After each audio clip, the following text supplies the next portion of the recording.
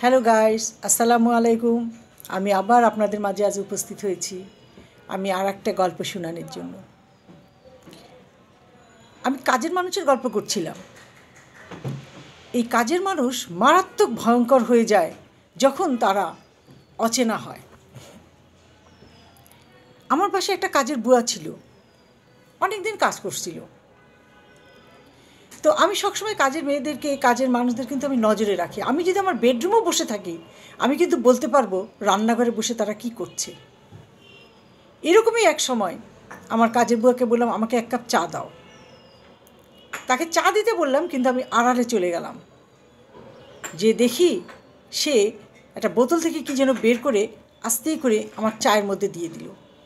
আমার তো দেখেই মাথাটা ঘুরে গেল, কারণ আমি নিজের হাতে রান্না করি, বেশিরভাগ রান্নাই আমি নিজের হাতে করি, এবং সেগুলো সব হটপটে নিয়ে ডাইনিং টেবিলে রেখে দিই, আমার চোখের সামনে রেখে দিই।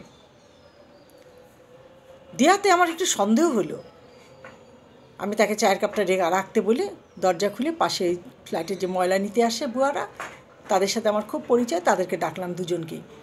এসে বললাম, এই বুয়া এই চায়ের কাপে যেন কী একটা দিছে, তোমরা একটু পরীক্ষা করে দেখো তো মা। বয়স্ক মহিলাটার মাথায় খুব বুদ্ধি। সে বলে, ঠিক আছে খালাম্মা, আপনি চিন্তা করে না। বুয়ারে ডাকে কইলো, খালা আইসো, এই চাটা মামি বলে খাবে না, আমরা তিনজনে ভাগ করে খাই।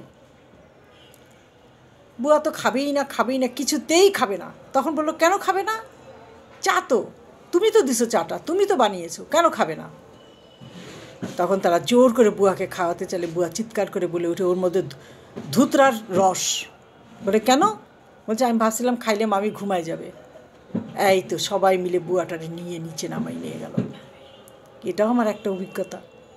সে যেন সাবধান কাজের বুয়াদের কাছ থেকে। আজ এই পর্যন্ত। ভালো থাকেন, সুস্থ থাকেন। আল্লাহ হাফেজ।